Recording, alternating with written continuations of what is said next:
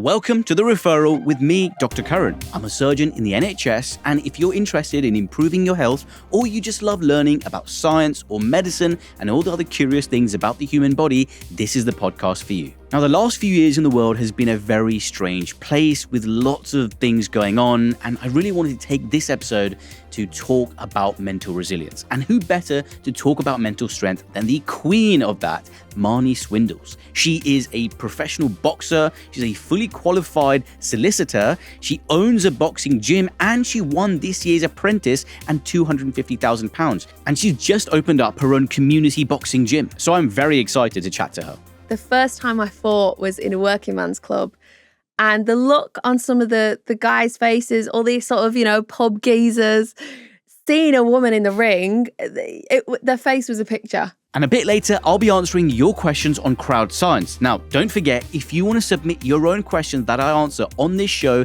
get in touch via thereferralpod.com. To hear even more in-depth explanations into your health curiosities, you can subscribe to the Referral Plus, and you get ad-free listening to this episode and all the others in this feed. Just visit the Referral Show page on Apple Podcasts and hit the Try Free button to listen to your free trial today.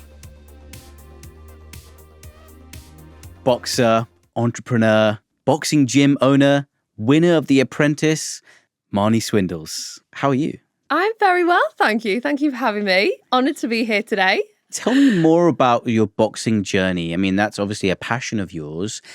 Why did you get into boxing and what did it give you? It felt like a very natural thing for me to want to do. Growing up, I was always quite aggressive, bit of a tomboy, bit fiery, and never athletic, never very interested in sports. In fact, I was the netball team's B team's reserve. That's how detached I was from sports and fitness. But something about boxing called me. And when I saw a leaflet in school advertising that the local gym was opening up, I walked through the doors. Was very much given the spiel of, boxing's for boys, you're going to have to train like us if you want to keep up, all the rest of it. And it didn't faze me. And since that moment, I have been in love with it in many different capacities as a boxer myself, as a coach, as you said, now a gym owner. And it has really been blood in, blood out. I think I'll be in this sport forever. Most people think when you get into a sport, it's all about the physical. But I remember when I was in school, and just from a young age, my dad's a big cricket fan. I'm a big cricket fan. And I was like really into cricket, like all the equipment, going to like training sessions, those kind of Saturday mornings, I'd go and practice in the nets with my dad from like age of like 7 onwards. And I felt more from the physical activity. It just gave me some sort of routine and structure in my life. And that carries over to other facets of your life. You carry over that passion, drive, organization, and willpower to other assets of your life. And do you feel that boxing has given you that structure in other aspects? Absolutely. I mean, when you think about sports and, probably from your perspective as a doctor, you think a lot from the physical perspective and the physicality of sport, what it does for fitness, what it does for weight loss, muscle, all the rest of it. But I find for myself personally, and for most people that I interact with in sports, the biggest impact is on their mentality, on their change of structure, on the change of routine, what it does for them, the connections it gives them. In fact, the slogan for Bronx is Beyond Boxing, because I wanted it to represent a place that whilst being within the fitness sector and that industry, it actually does so much more for people. And whenever I was talking about it, I kept finding myself saying, we're a gym, but we're going beyond boxing. I want it to be beyond boxing, more than boxing. And that really is testament to exactly what gyms are. They're these spaces where people come together and friendships are made. Frankly speaking, I've been in boxing a long time, and there's a lot of people who've been coming to the gym for years. They haven't got any fitter. Their boxing hasn't got any better. Really? And they're coming for a different reason. And I think if we can really drill into that, I spoke about it on the show, this is about feelings, not fitness. If we can drill into that, I think the sports industry opens up to a lot more people. And actually then through that, the default result is that they get fitter. So I think gyms should stop targeting members from a physical perspective and start targeting people for what it can do for their mental health and everything else. I think that's the issue with my profession as a doctor as well. We have all these rigid metrics that we measure people's life by, your weight, your BMI, all of these very rigid categories that we just pop people into. But then we miss the overall holistic view. Actually, you look overweight, but actually you're in the gym 4 times a week and you're strong and you're flexible and you're pain-free and you feel good mentally and physically. And it's interesting you say about, these people coming to boxing gyms for years and not getting better at boxing. One of my best friends, over the last 2 years, he's really got into Brazilian jiu-jitsu, and he says himself he's not really improved. But he goes to these Brazilian jiu-jitsu, these gyms, and what's funny is that he'll see, I don't know, someone who's like a multimillionaire coming in and someone who's a binman, for example, right? And the binman is like a really top level BJJ athlete. And that multimillionaire kind of has to listen and wants to listen and take advice from this guy. And it's like you bring people from all aspects of life, and it's a level playing field when you're in the gym and you just interact with anyone and everything. Oh, honestly, I love it. I can't get enough of exactly what you're saying there. That's exactly what Bronx represents. That's exactly what gyms represent, the dynamics in there, the networking of different people that normally would never come into contact. And yet here they are sharing a bag. And often I think that, goes a long way in teaching a much wider lesson of not judging people by what they do and actually getting to know them. Because first and foremost in the gym, you see people at their rawest. You see their character. I often say that gyms are a good place to find a romantic partner because you see them at their worst. You see their character. Do they quit when things get hard? Do they persist? Do they give up? Do they have the patience to listen and learn the skill? And that is what it's about. It's about that interconnecting of people from all corners of the community coming together, as you said, level playing field. And even from my own experience, when I left university, I did history and politics at uni, and I came out thinking, why on earth did I do that? I have no idea what I want to do with my life, completely lost. And I actually was sharing a bag with a woman in the gym, venting away, saying, I don't know what I'm doing with my life. And she said, I'm a criminal defence barrister. Why don't you come and shadow me? Oh, wow. And I did. I went and shadowed her, fell in love with law. Within the next week, signed up to go to law school, qualified as a barrister, was called to the bar in 2018. Had that interaction not happened within a boxing gym in Southeast London, I wouldn't have half the skills that I have today, the confidence to speak that I have today. And it all came from that one moment. I don't think there's a time and place in life I would have been interacting with a barrister other than there. Yeah, so it's bringing everyone from all walks of life together. So, Marnie, you said when you first stepped into the boxing gym when you were in school and, you were sort of given this impression that it's a boys-only sport. And I was shocked to find out that it was only in 2012 that boxing was allowed to be in the Olympics as a category, as a sport for women. That's quite late on in our history of boxing to allow women to have an Olympic boxing sport. When you look at where women's boxing is now, it's crazy to think that in 2012 it wasn't in the Olympics. And I suppose before that, we never even thought about it. I started boxing before that. So just before 2012, maybe 2010, 2011. So when I did first step in the boxing gym, it was like a ghost had walked in there. And it wasn't even so much I was giving the impression it was for boys. I was told vehemently, this is a boys' sport. And if you are going to even think about training with us, you need to act like one of the boys, which included being subject to lots of locker room chat and the rest of it. Boxing just wasn't equipped for women, even down to when I came to London and I would say I joined my first proper boxing club. There were no facilities for female toilets, female changing. It was just a circus act. The first time I fought was in a working man's club. And the look on some of the guys' faces, all these sort of, pub geezers, seeing a woman in the ring, their face was a picture. But I think it made a positive impression. It wasn't you shouldn't be in the ring. It was wow, she did good in the ring. Yeah. And that perception has slowly changed from, she's good for a girl to that She's person's good. a good boxer. Yeah.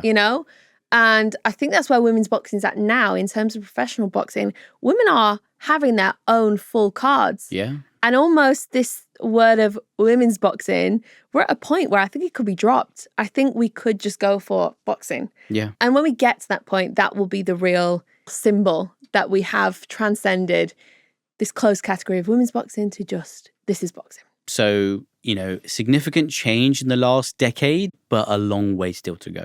Yes, absolutely. Now, obviously, you've been boxing for a number of years. How have you had any injuries yourself? I have. You probably can't tell, but I can tell because it's my nose. Yeah. But a guy dropped a very big right hand on my nose and did fracture it, and I had a little bend and a little bump. God. Now it very much bothers me. But my best one is actually this one. I think you can see. Can you see the scar on my arm? Yeah. That. What was that from? That I broke over a lady's head. We were sparring. God.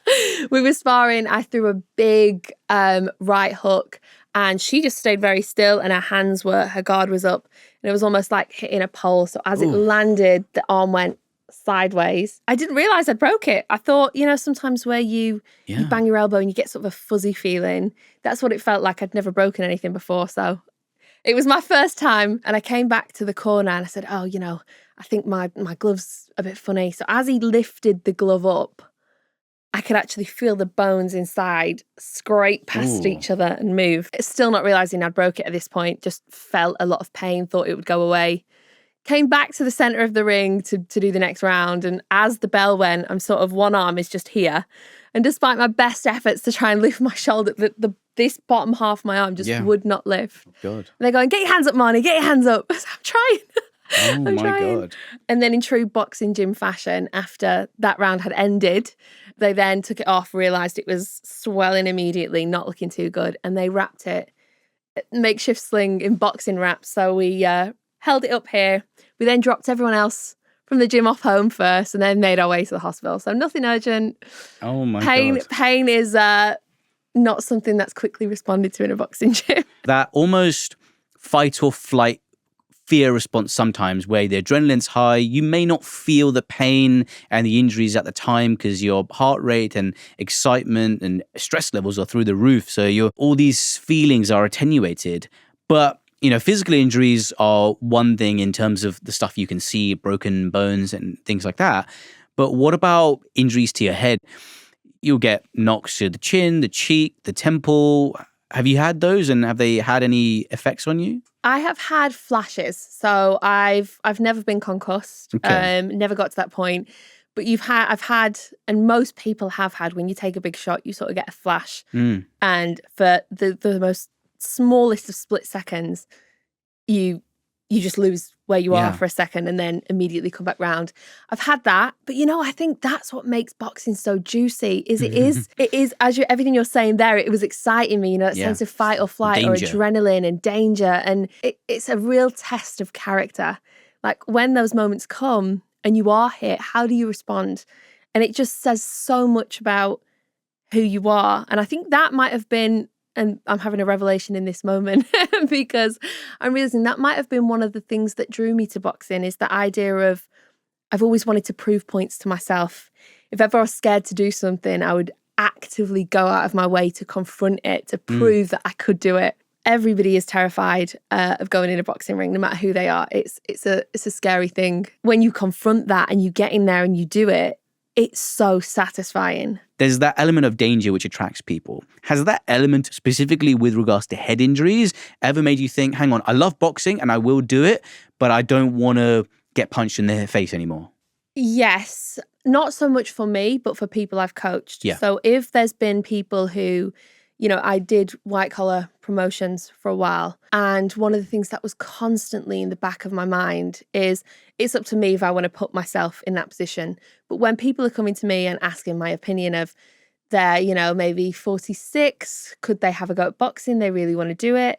But being mindful of, what situation would I be putting you in by having a fight? Are you really fit enough to do this? And we get medical tests done, but there's always that moral compass inside of me that says, is this the safest thing for this person? Should they be doing it? And it's a balance. It's a balance between the risks people are prepared to take. And I think the risk, although looking at boxing from an outside perspective, it looks very dangerous and it looks very scary, but there's a real art to it. There's a real art to taking impact in a certain way. There's an art to holding your head in a certain way that reduces that impact. So from the outside looking in, it can look very, very dangerous. But once you're in it, I think it feels a lot less. Yeah. It's a calculated risk. And for me personally, when I was boxing, I always looked at the balance of there's many ways in which I could sustain an injury. Yeah.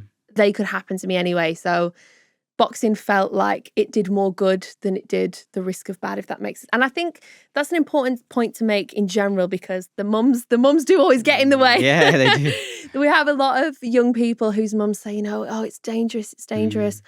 But when you look at the impact of boxing on young people in a wider sense, the fact that it gets them out of bad situations, the fact that it teaches them to control their temper, it's a great controlled outlet for aggression, which most young people naturally have aggression and pent-up angst. When you look at all the ways in which it builds respect, teaches discipline, the balance of that is that they get in the ring and that they may or may not take shots in a very controlled, restricted, limited way. So when you look at it on balance, I think boxing actually is a much safer sport than people would first assume. And boxing is one of many strings to your bow. You've just opened up a brand new community gym, and all of the opportunities and meetings and events you're having with your various ventures. It's a lot. How do you mentally stay resilient and on track with so many things? It's hard. There is a certain life that I want for myself. And I know that there will be no inheritance. There will be no other possible way that I can achieve that life other than do the things that I need to do now. And if that means my life is in absolute chaos and it is hell right now, then so be it. If I have to do 16-hour days, so be it. Because I really believe that I can't be working as hard as I am now for there to be no gain at the end. I actually love the Winston Churchill quote, if you're going through hell, keep going. I think that really symbolizes where I'm at right now. It is a lot of pressure.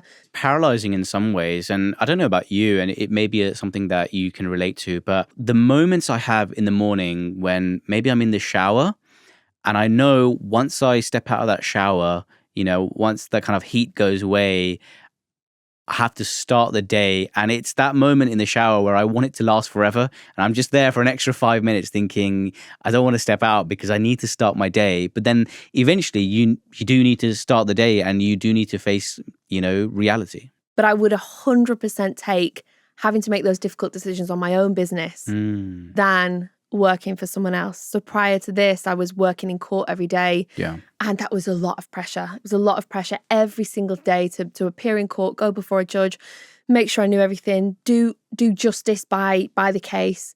And that was such a lot of pressure. So even now I have this pressure. It's my pressure.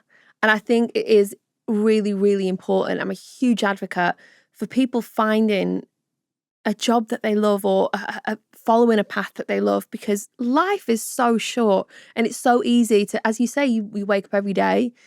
And should we really, in this short space of time we have on earth, be spending our days anxious of what's to come, like every single day? Yeah. If you face that feeling, your whole life is just one big thing you're scared to face, It's often quoted about the island of Okinawa, where the Okinawans live. They've got a high proportion of people who are centenarians, who are living to 100 and beyond. And obviously, if you look at these populations around the world, and, they've been kind of dubbed the blue zones, where a lot of the reasons they live longer is because of dietary factors. They have high proportions of plant-based foods and fiber. They're very active, and they're surrounded by a lot of social company, even into their old age. And this helps them live longer. They're not, just lifting weights and doing all of these things. And they have quite a lifestyle without modern day stresses usually. But in the Okinawans, they have this word called ikigai, which is kind of your reason to live, or your purpose in your life. And I found that for many years ago, like during the pandemic, I sort of felt I didn't have this purpose or ikigai. And why was I going to work in the mornings? I wasn't enjoying work that much. And over the last couple of years, I've been trying to think about what is my reason to wake up. And since doing more stuff on social media and educating, I enjoy that. And even though I'm not doing that every day, I'm still doing work every day. It's sort of given me a renewed passion to know right now, anyway, my purpose is to educate, have fun, look after myself. And do you find that you have or have found something in your life every day that is your drive? Even if it's a shitty day, it's raining outside, you've got a lot of stuff to do. What is your ikigai? What's your purpose? My purpose, my ultimate purpose is freedom, is to as I said, I have this vision of a life I want to live. And because we live in this world, that vision requires money. I want the freedom to wake up every day and have choice, not have to be somewhere. And even the step away from working for someone in law to working for myself, whilst there is pressure, every day is my own. And I am the boss of my own day each day. And I can work it out how I want to work it out. And the more you put in, the more you get out when you work for yourself. So my purpose is to do a good job of what I'm doing now for the ultimate, greater, bigger purpose, which is to have a life I really dreamed of. And I think people give up on dreams so quickly. And I get it. Life gets in the way. Rent needs to be paid. Food needs to be bought. I get it. But it's about finding a pathway that leads you from where you are now to what really is that purpose. So my vision, I'll let you in on my vision. Yeah, please do. Is a small house somewhere, maybe on a Greek island, no pressure. I don't want fancy clothes. I don't want fancy cars. I want peace. I want freedom. I want that thing that I never saw my parents have, which is money issues. What are we going to do about this? How are we paying for this? And that absorbs your entire life. And this is what I'm saying. We're on Earth for maybe 80 years. And every day is consumed by this fear and panic of each day. I want something bigger. I want something that I can look back on and be really, really proud of. Money is just the ticket that makes the world go round, that allows you to trade that in for freedom, for choice. At some point, if you're never happy with what you have, your plot of land, and enjoy that, and you're always looking forward to the next goal rather than enjoying that moment you've worked so hard for, there will never be any end to your hunger for more and more and more. And that's pretty depressing if you think about it. That's something that I've had conversations about, and that's a genuine fear for me, that I'll never reach a point of satisfaction that I'll be happy. I can't tell you how much I wanted this gym. Yeah. I would honestly be in tears every day that why isn't the lease signed yet? Why haven't the building works? Why is this not happening? And now we're here. And I actually said when it all happened, I said, this feels a bit like an anticlimax. Like this is everything I wanted and I've got it. And now I'm a bit like, well, this is good, but what's next? Yeah. And that's where that toxicity comes in. Like you said, it's just more.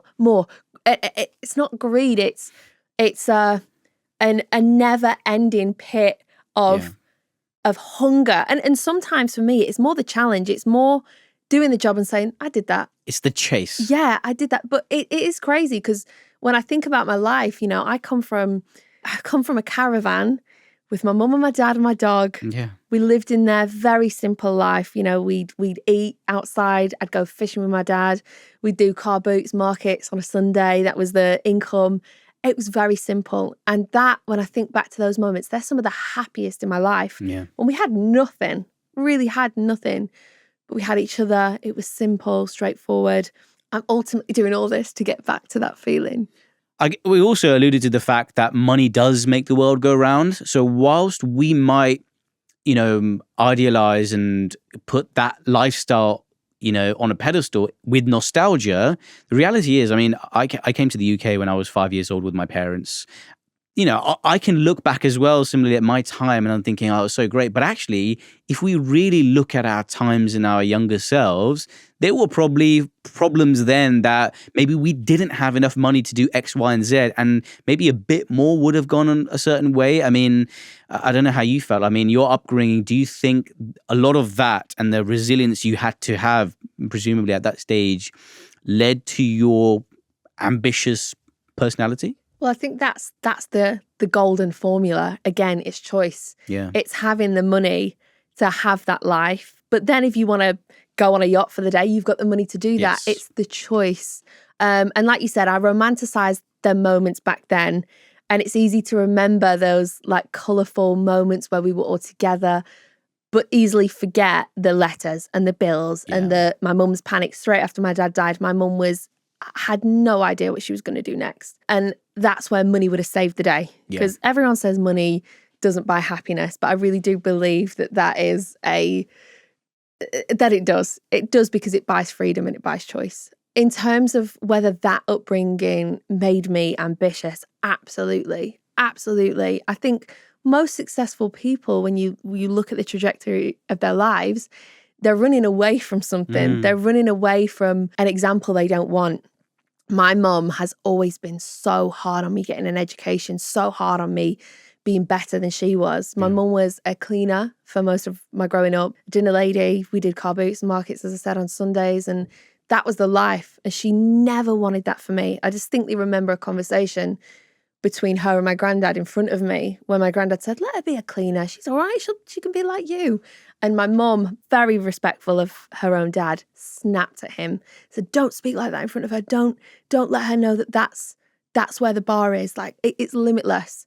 And my mum's belief that I really, really could be anything, and I mean anything I want to be. If I wanted to be Prime Minister, I genuinely believe I could be it.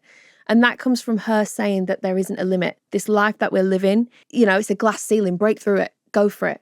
Well, just speaking to you now, it's I've just finished night shifts yesterday morning, and I just felt very low, but I feel slightly more uplifted off this conversation to go and do something. But you've got a question for me? I wanted to ask you, because I never get the opportunity to talk to a doctor from a biological, I suppose, perspective. What do you think of boxing as a sport? You're taking into account what it does for taking people out of bad situations, what it does for getting people on track. Do you think it's a good balance with the risk of concussion, the risk of head trauma, and how serious do you think that really is? Yeah, no, it's a good question. And I think we have to face the reality of all of these contact sports, whether it's in the NFL, rugby, footballers heading the ball, boxing, fighting sports, combat sports. We're never going to get rid of them, and we're never going to restrict them in such a way that it limits the impact of head injury, certainly in adults. I think it's up to every adult to make their own informed choice. And as we mentioned before, it's all about risk. If there's an 80-year-old getting into boxing who's maybe at higher risk of falls, already has kind of issues with, brain issues, maybe it's not suitable for them to get into contact. And I do think the benefit of sport and training anyway, rather than just the fighting, even training, like when I did, weekly boxing sessions and just training the conditioning, it got me fitter. I felt better. I had a routine. I met people. I was more sociable. So arguably all of those things lead to someone's better quality of life, improving their own physical and mental health. And we know that has, priceless benefits to someone. But I feel maybe the caveat and the nuance with all these things would be in children. Children, if you want to be a professional boxer, chances are you are starting at the age of 4 or 5 or something like that, very young. Maybe your family's super into boxing and you're starting at that young age. It's probably at that age where the brain is growing, it's pliable, the skull is softer, and it's a developing brain is maybe where the greatest risk of injury is. Imagine if like a 7-year-old is in, another 7-year-old punching a 7-year-old may not be the greatest amount of force in the world as opposed to an adult punching another adult. But I guess, that chronic lifelong trauma, and there is evidence to suggest that just 1 or 2 concussion events in someone's career is enough to greatly increase their risk profile for neurodegeneration and increase the risk of Alzheimer's, dementia, Parkinson's, all these things. Well, Karan, you've just successfully put everyone off boxing forever. No, one thing I would want to say on that, though, with all of those risks, as you said, there can be risks, and I think it would be absolutely deluded of me to say that going into a boxing ring and entering a fight or a sparring situation doesn't come with risks. Innately, it does. You're taking impact. But I wouldn't, and I really want to go far to dispel the myth that is the only thing that happens in boxing gyms. Yeah, of course. Because I think, and we face it a lot, even where I've been giving out leaflets and trying to tell people, it's a barbaric sport, people get injured. before you even, certainly in Bronx, certainly in my gym, before you even think about contact, we have so many options of just people recreationally hitting bags, taking part in the sport. And I'm always careful with these conversations that people don't fall into this idea that that's all boxing is it's just a fight. There's so much discipline in it, so much art, so much respect. So anyone who's listening, you can come to Bronx, not have any contact, I swear. No, absolutely. And I think that's the thing. You're catering from everyone, from the people who want to become professionals and go into the contact sport to, the casual weekenders who just want to get fit. We have people in their 70s. And I say people because I don't just mean one member. I think there's about 3 people we have who are over 70. They come every week. They hit the bags. And just going back to that idea of lifestyle and motivation, what it's doing for them and their body, their mindset, their sense of community. I know there's a lot of isolation in older people.